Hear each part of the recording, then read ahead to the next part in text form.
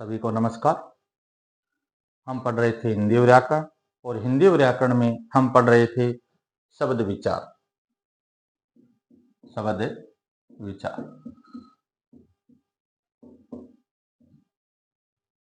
शब्दों के वर्गीकरण में हमने शब्द के 4 भेद किए थे। पहला भेद किया था रचना के आधार पर शब्द। रचना के आधार पर शब्द।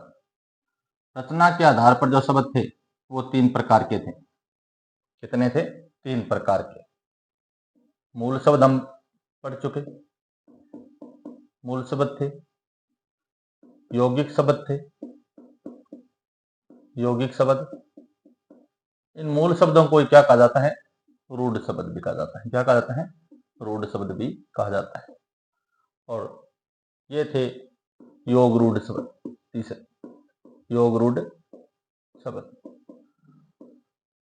ये तो थे रचना के आधार पर। उसके बाद में शब्दों के अंतर्गत हमने पढ़े थे उत्पत्ति और स्रोत के आधार पर। उत्पत्ति और स्रोत के आधार पर। उत्पत्ति और स्रोत के आधार पर हमने जो शब्द पढ़े थे इनको हमने 4 भागों में बांटा था। तत्सम शब्द,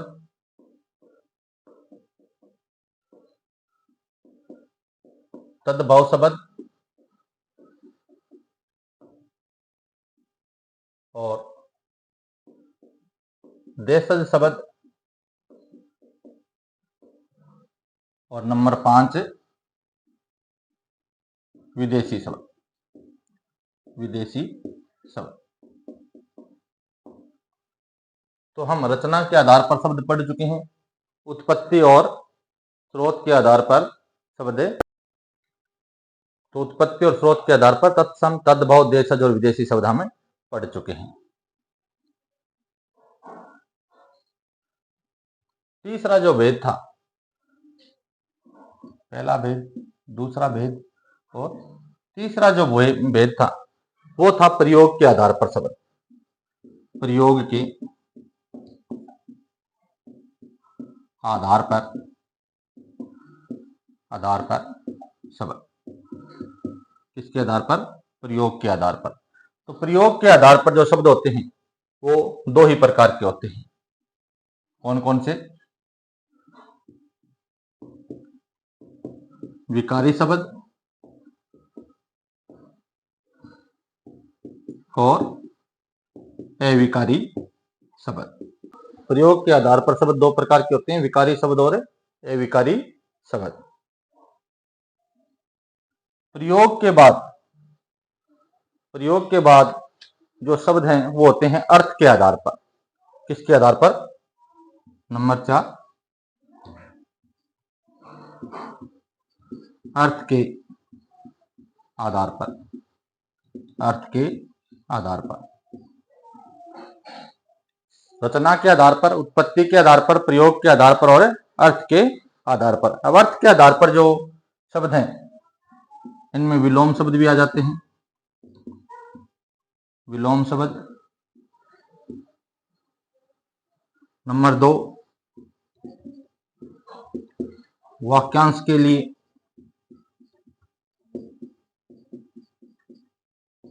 एक शब्द। नंबर 3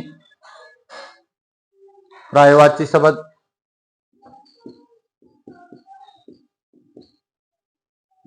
पर्यायवाची शब्द। नंबर 4 समूहवाची शब्द। समूहवाची शब्द। नंबर 5 अनेकार्थी शब्द। अनेकार्थी शब्द। नंबर 6 युगम शब्द। युग्म शब्द। नंबर 7 भिन्नार्थक शब्द। युग्म शब्द, भिन्नार्थक शब्द। उसके बाद में एकार्थी शब्द।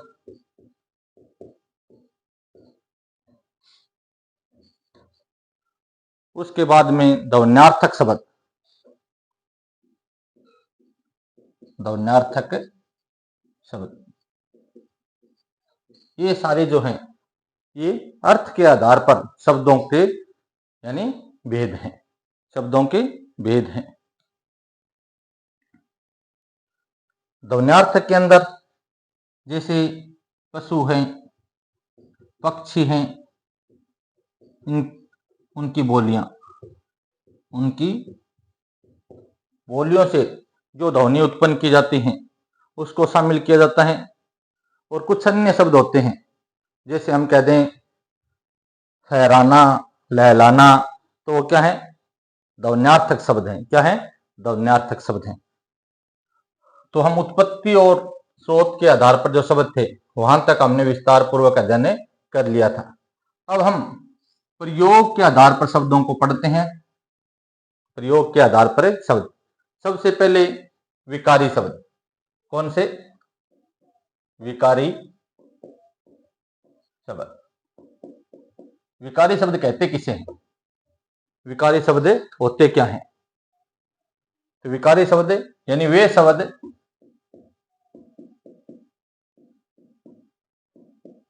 जिनका रूप, वे शब्द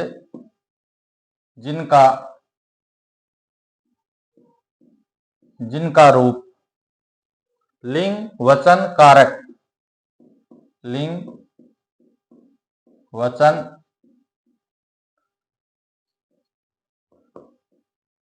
वचन कारक और काल के अनुसार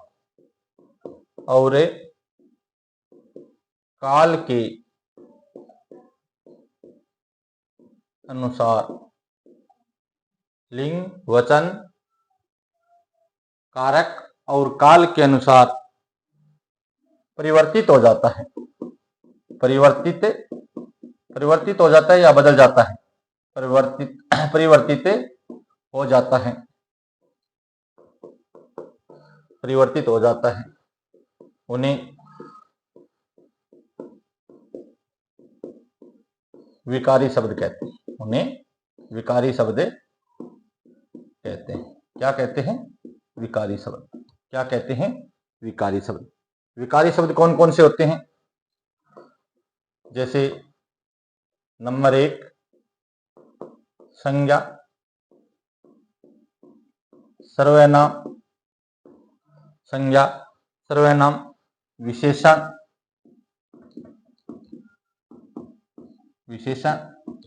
और नंबर 4 क्रिया।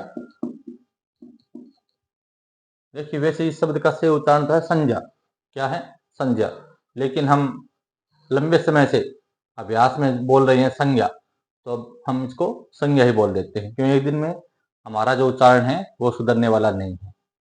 तो ये शब्द तो संज्ञा है। क्यों? कि ये जे और ये का मेल है। तो संज्ञा, सर्वनाम, विशेषण और क्रिया ये क्या है? विकारी शब्द हैं। ये क्या है? विकारी शब्द हैं। दूसरे जो होते हैं वो होते हैं अविकारी शब्द। अविकारी शब्द कौन से? अविकारी शब्द। अविकारी शब्द किसे कहेंगे? वे शब्द जिनका रूप लिंग वचन कारक और काल के अनुसार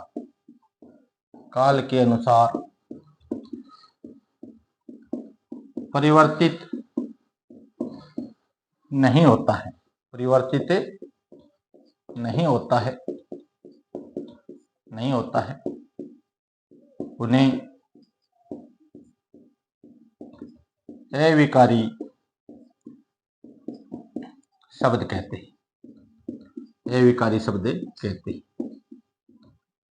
कहने का अभिप्राय ये है कि ये वे शब्द होते हैं जिन पर लिंग, वचन, कारक और काल का कोई प्रभाव नहीं पड़ता है, और प्रभाव नहीं पड़ने की वजह से ये अपने रूप को नहीं बदलते हैं, इसलिए इनको क्या कहा जाता है?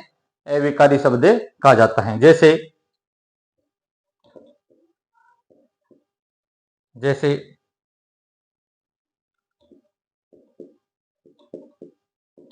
क्रिया विशेषण। अब क्रिया विशेषण शब्द हैं वो क्या है?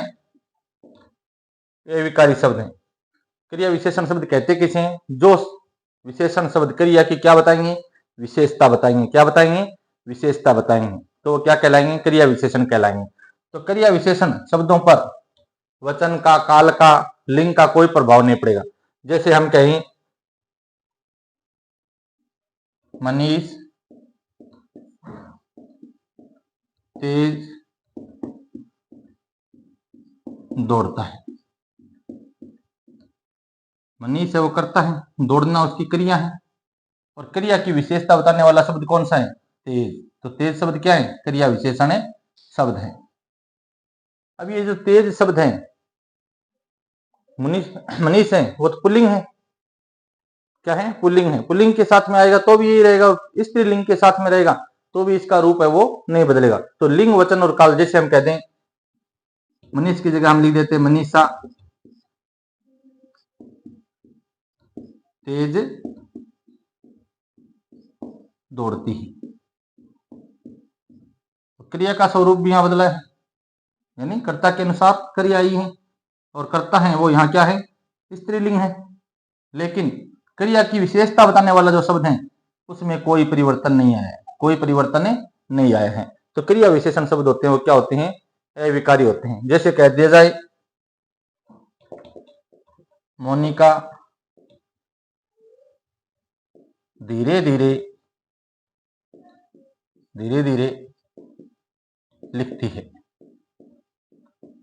धीरे धीरे लिखती है। अब मोनिका स्त्रीलिंग है, लिखना उसकी क्रिया है, और लिखने की जो क्रिया है उसकी विशेषता कौन से शब्द बता रहे हैं? धीरे धीरे। ये शब्द यानी ये क्रिया विशेषण शब्द हैं। ये चाहे स्त्रीलिंग के साथ आए, पुल्लिंग के साथ आए, वर्तमान काल में हो या भूतकाल में हो, चाहे भविष्य काल में हो, कोई प्रभाव नहीं पड़ेगा। जैसे मोनिका धीरे धीरे लिखती है, मोनिका धीरे धीरे लिखती थी, मोनिका धीरे धीरे लिखेगी, ये इन शब्दों पर कोई प्रभाव नहीं पड़ेगा। तो ये क्या है? क्रिया विशेषण शब्द हैं, और किसके अंतर्गत आते हैं? अविकारी शब्दों के अंतर्गत आते हैं। इसी तरह नंबर 1 हो गए क्रिया विशेषण शब्द अविकारी होते हैं, और संबंध बोधक जो अव्यय होते हैं वो भी क्या होते हैं? अविकारी होते हैं। संबंध बोधक अव्यय भी क्या होते हैं? अविकारी होते हैं। जैसे कह दिया जाए वह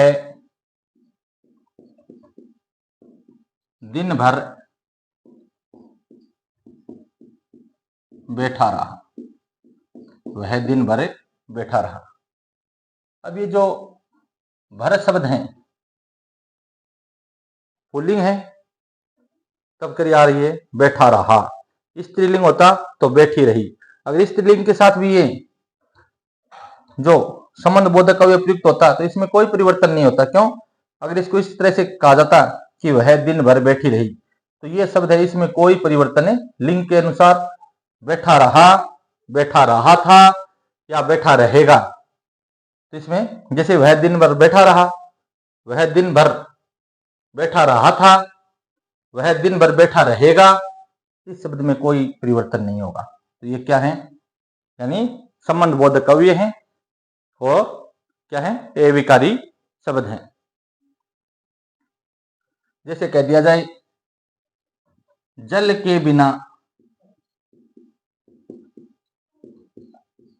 जीवन संभव नहीं है। जल के बिना जीवन संभव नहीं है। अब बिना शब्द है वो क्या है? संबंध बोधक अव्यय है। अब इसको वर्तमान काल, भूतकाल या भविष्य काल में जैसे ही कहा जाए इस शब्द में कोई परिवर्तन नहीं आएगा। जल के बिना जीवन संभव नहीं है, जल के बिना जीवन संभव नहीं था, जल के बिना जीवन संभव नहीं होगा। इस शब्द में कोई परिवर्तन नहीं आएगा। तो ये क्या है? अविकारी शब्द है। इसी तरह समुच्चय बोधक अव्यय हो, समुच्चय बोधक अव्यय क्या होते हैं? अविकारी होते हैं। क्या होते हैं? अविकारी होते हैं। जैसे कह दिया जाए कृष्ण बांसुरी बजाते थे, और क्या है? दो समुच्चयों को जोड़ने का काम कर रहे हैं। कृष्ण बांसुरी बजाते थे और राधा नाचती थी। कृष्ण बांसुरी बजाते थे और राधा नाचते थी। और जो यहाँ जो ये आपको शब्द दिखाई दे रहा है, और ये क्या है? समुच्चय बोधक अव्यय का कार्य कर रहे हैं। अब कृष्ण और राधा दोनों क्या है? अलग अलग लिंग है, यानी कृष्ण पुल्लिंग है, राधा स्त्रीलिंग है, और क्रिया अलग अलग है, बजाना और नाचना, लेकिन इस पर कोई प्रभाव नहीं पड़ेगा। जैसे अगर राधा की जगह अगर गवाले शब्द आ जाता तो भी और शब्द है वो समुच्चय बोधक के रूप में आता कि कृष्ण बांसुरी बजाते थे और गवाले नाचते थे। राधा एक वचन और गवाले बहुवचन है, लेकिन इस शब्द पर कोई प्रभाव नहीं पड़ रहा है। ये क्या है? समुच्चय बोधक अव्यय, यानी दो समुच्चयों को आपस में जोड़ने का कार्य कर रहा है। इसी तरह